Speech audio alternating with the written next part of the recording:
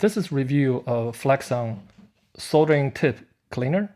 The reason I purchased this product is because I wanted something simpler and easier to clean the residual solder. And I have been using this product over 8 months. It worked very effectively. Let's open it up. First of all, you can see this is the container. On top of that, it's just regular plastic. And then the majority part is this brass wired sponge. It's actually coiled into a bowl. That's the main function of the tool, to remove the residual solder.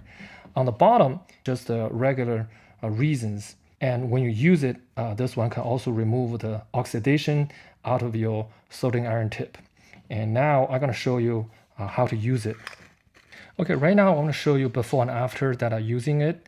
First of all, you can see I got a little residual soldering on the tip, which is very not convenient for beginning the soldering. What I need to remove it completely. So you just simply press dipping into the brass sponge ball and back and forth a few times, and make sure you touch the bottom of the resins, and that way you can also remove the oxidation from the soldering iron tip, and just put it out.